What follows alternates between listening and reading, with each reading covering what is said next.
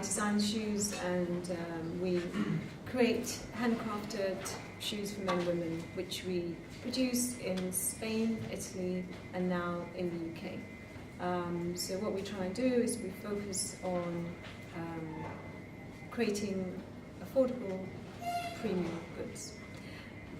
As a new startup with not a lot of funds, I was always looking, we were online, I was always looking for new ways to sort of be discovered by new customers, and also to sort of test our products. When you're online, you can't actually gauge what people's reactions are. You can see the results when they make an order, but you don't understand the process. It's quite anonymous.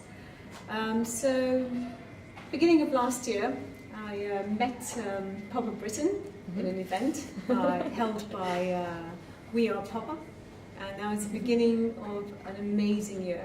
So we've been incredibly lucky. We've only ever done pop-ups by PopUp Britain, but we have done Victoria, we've done Kings Road, we've done Piccadilly, and we're really fortunate to share with a few other brands a space for 6 months where we learned an incredible amount of things and had a very, very good grounding, very practical, and extremely pivotal in what led to my brand going from online to bricks and mortar. So yeah, that's what I'll say. Oh, perfect. Can everyone hear at the back, Alexandra? Okay. No. If you put mic a little bit, you have to be really quite close to you when you're speaking. Guys, if you want to just do the same, give us a bit of an overview to show. Hello, I'm Guy from Dashing Tweeds, and we make urban tweed, and we've been combining heritage and technologies. We make reflective tweeds for cycling.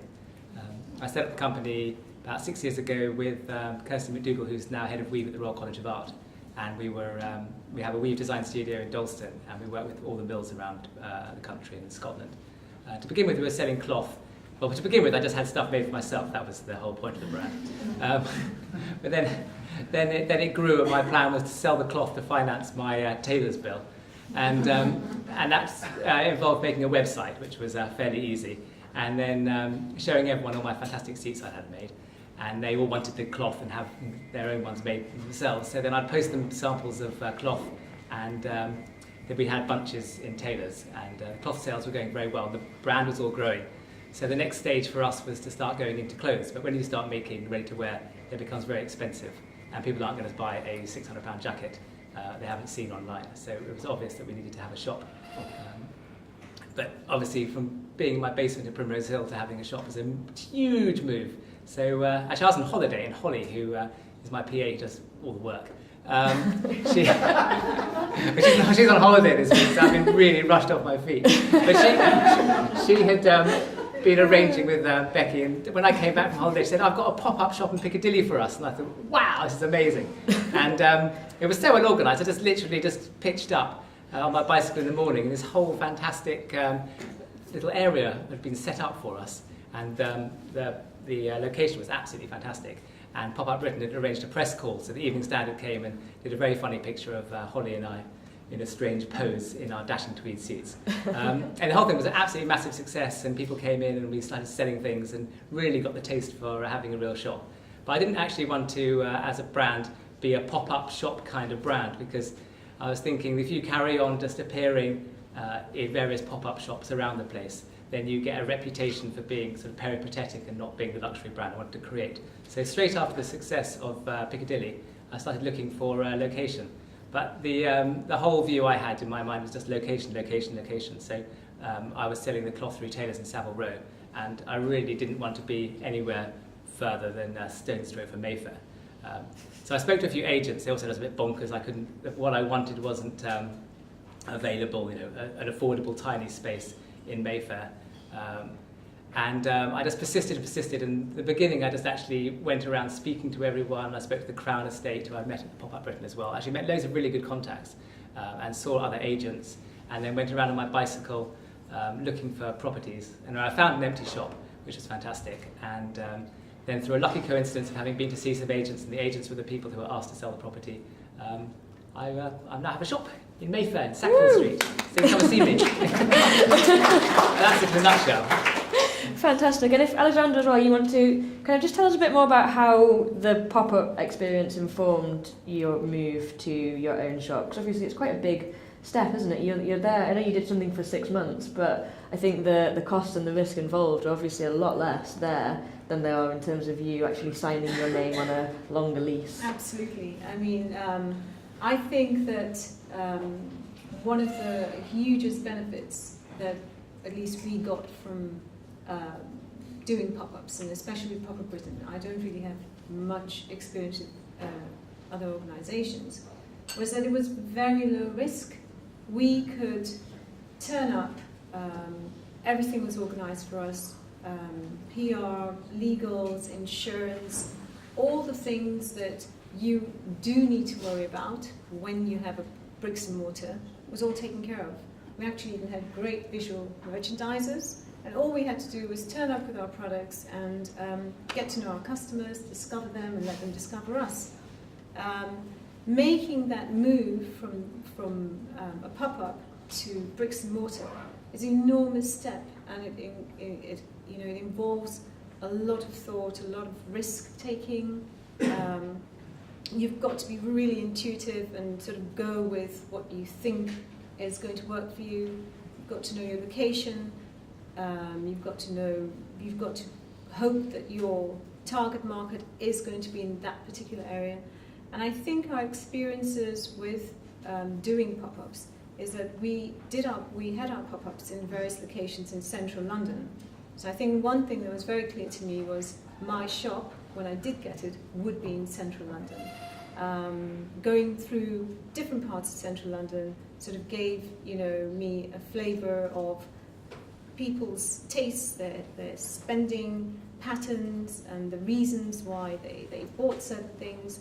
And also it gave us an opportunity to tell people our story, tell people about our brand and why we launched and the values that we believed in. And we had amazing experiences in Victoria, Kings Road and Piccadilly. Piccadilly was incredible. Huge, diverse, it's the whole world. Basically, when you go to Piccadilly, if you are lucky enough to do that, it's a statement on what your product is, and we sold out, so we were delighted. We had huge success in Kings Road, but I think Piccadilly was the biggest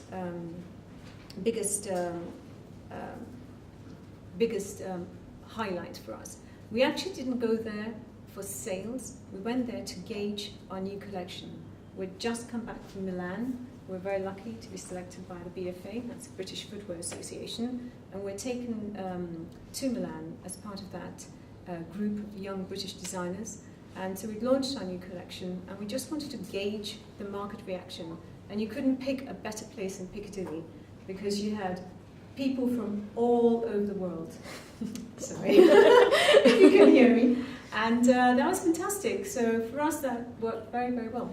No, fantastic. And in terms of, because obviously if you do go through something like We Are Pop-Up or Appear Here or Storefront or us or any of, even Three Space or Somewhere Too, any of these guys, most things, as you say, are sorted for you. So you guys obviously presumably had a legal process to go through. You had to make your own negotiations with the landlord. Lawyers. Yeah. What a waste of time. They're so expensive. I'm married to one.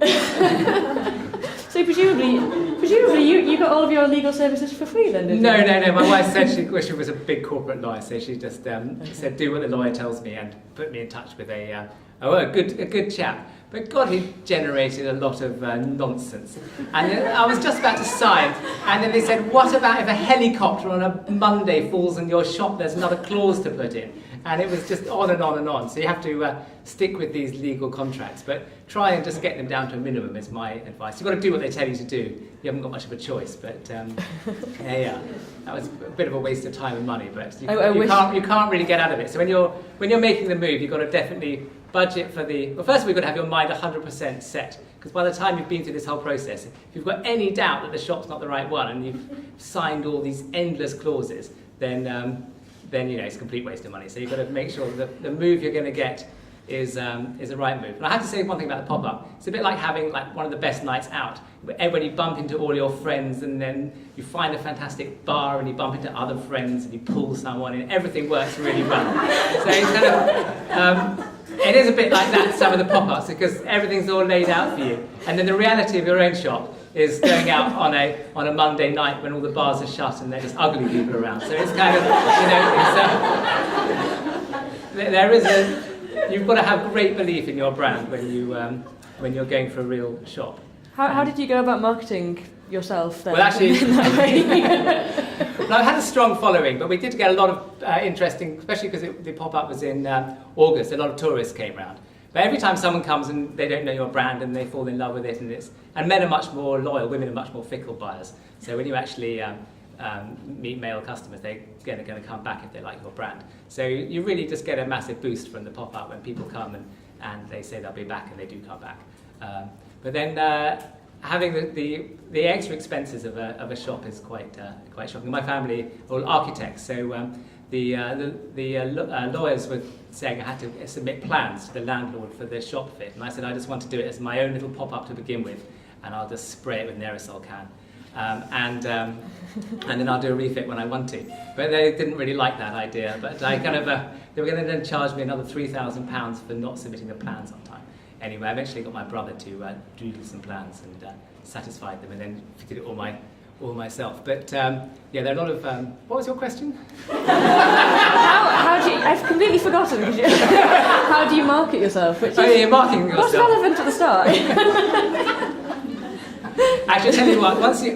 Once you've got all your products and everything's all together, marketing is the absolute key. And actually, I'm a fashion photographer and set up my whole brand by shooting advertising for tailors, and then I got paid in tailoring and set up the brand. So marketing is what I really like doing. And at the moment I'm looking for some more shop stuff because I'm wasting my time sitting around in the shop selling things, which is, well, it's good fun, but you can get to a wider audience. So my marketing policy, because I'm a photographer, the original way I started it is giving journalists free pictures, because journalists are incredibly lazy. And if you write them a story and give them free pictures, then they're going to write about you. So I've had a lot of very good editorial. So that's just not high res, I think, is the lesson that if anyone was there this morning, had a panel of journalists who said they love photos, they are very lazy, but don't send a high res image. Oh yeah, no, well actually, if you're a technical thing, if you're going to send pictures to journalists, if you're going to picture something, really short story, really to the point, our idea is urban tweed, so taking tweeds to the country, making it urban colours, and then heritage and technology. It's very, very quick things, because people, if they see a load of body text, they just delete it instantly. So a couple of lines about your brand, really focused, and then a couple of low-res pictures that really hit home. And then if they like them, you do a Dropbox link with all your high-res stuff, so they can then just download the high-res and then close a Word document with all the stuff they can copy out. But in the email, just like a couple of lines and couple of pictures, and then they can immediate access to them to do editorial. Because I'm in magazines, we just yesterday I was speaking to a journalist for High Life magazine, some BA in-flight magazine. They just wanted some editorial quickly, and they want to know about the brand, and then they just want all the information so they can just print it fast. But that's my marketing.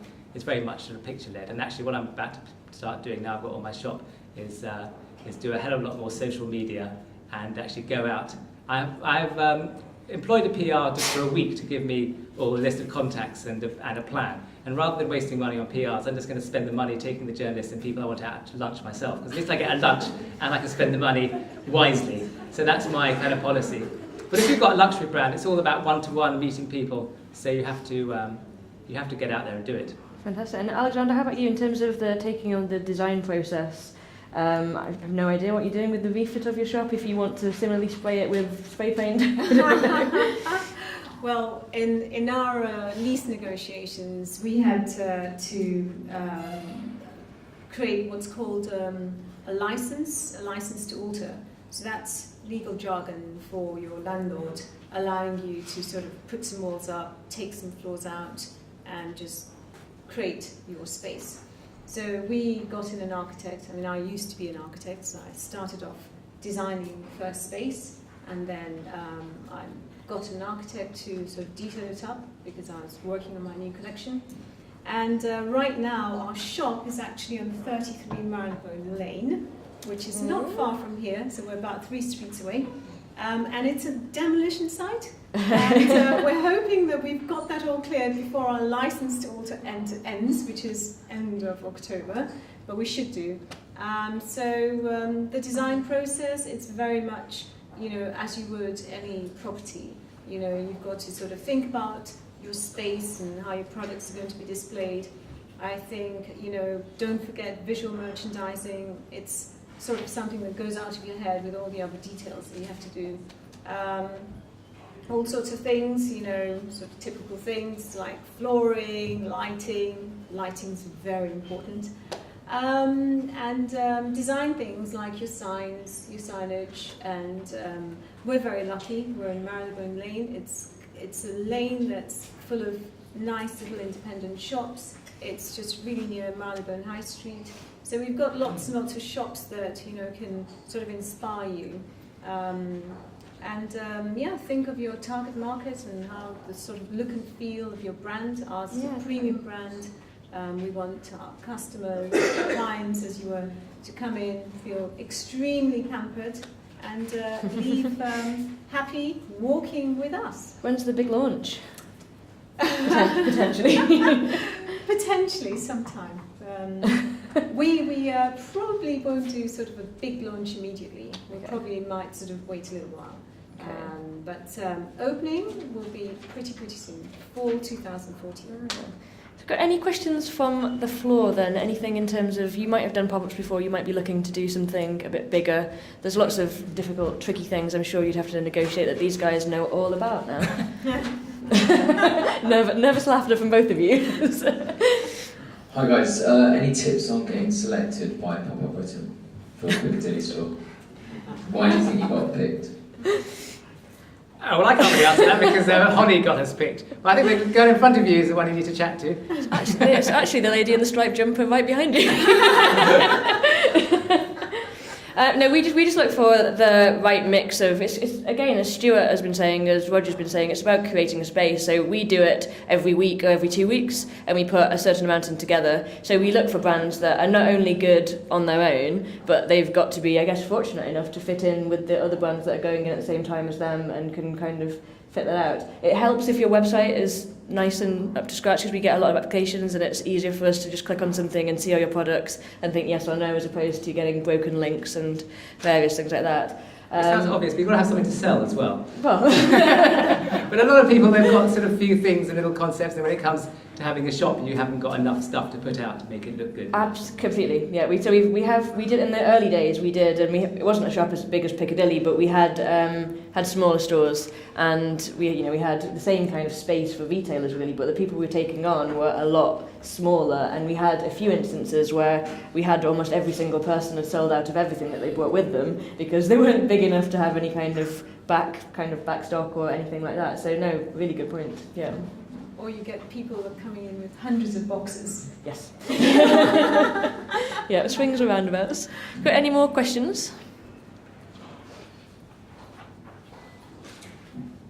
Hi. Moving into permanent property, how did you finance that? I'm married to a lawyer. And I've been saving all my money up for the things. But actually, the shop I found was not too expensive for Mayfair, and I did talked to the lawyers and managed to pay quarterly. They wanted me to pay sort of halfly or over the year, so that was good. And then actually I spent hardly any money, and the landlords couldn't believe when I said I just wanted to move in to the empty shop and not spend any money on refit and the plans. But if it's in the right location and you're prepared to do things yourself, you can really, you can save a lot of money on professional services. So I literally walked in and I got there was a hairdressers, and the hairdresser was done a runner, so it was full of sinks, which I then eBayed, so I made a bit of money from that. And then I got some corrugated plastic and spray painted silver, which covered up the sinks and looked very effective, and put up a little pop-up shop in the front. And then because the landlords charge you, as was saying, if you want to alter the things, actually I ended up with my very clever brother, architect, designing a shop which is completely freestanding. It's stainless steel structures that all bolt together and don't touch the walls at all. So I didn't have to pay the landlords anything for the fit out, which was just sort of a clever bit of the design. Yeah, you just have to. Also, the other thing, I was going to get a shop which was too big for me to begin with, which would have been a disaster. So you have to find something that you can be comfortable with financially. Have you got anything to add to that, Alexandra? No, I totally agree. I think any shop in central London will always be, relatively expensive compared to anywhere else in the country. So you've got to you've got to find a shop that fits your budget. That is, if you're starting out, possibly not too large. And as Guy says, you've got to be sort of clever and find ways to not spend money if you don't have to. There were some more hands. Hi, I'm from Western Assembly, so me and my sister are looking to start an online store in the new year. So I'm just wondering, was it always in your plans to open a bricks and mortar store eventually, or was it something that kind of came about as you kind of went through the process of starting online and popping up and stuff? Well, my story is a very personal story because I started out my brand as a sort of hobby, well, an obsession, I think, which if your brand's going to succeed, I think it has to become an obsession. And then it evolved, and when you get to a certain level, you discover you need a shop.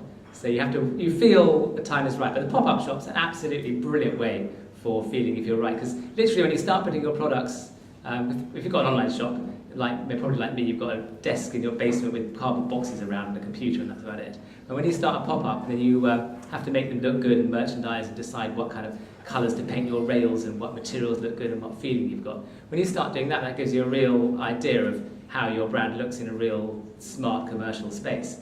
And if you've got loads of doubts and you think it's not looking good, your products aren't looking good, then you're probably not ready for a shop. Things have got to be going really quite well before you start. So if you're even asking those questions, don't do it. Thank you. I've got one more question just over there. Hi, glad. So I founded a custom sunglasses brand last year, and we also popped up at PopUp Piccadilly, which is fantastic. We're primarily online, and coming into our second year, we're thinking, do we do gloves or do we perhaps go bricks and mortar at some point? How do you find now the relationship between your online sales and your bricks and mortar sales? Has one overtaken the other, or how is that balanced for you? Well, I'm not going to answer because we're still refurbishing our shop. So we actually open in a few weeks' time. But what I can say is when we were participating in pop-ups, I think that bricks and mortar was for us a higher generator of sales. But that is very relative. If, for example, you're spending a ton of money on SEO, you probably might have something different. Also, our products, I design and create shoes.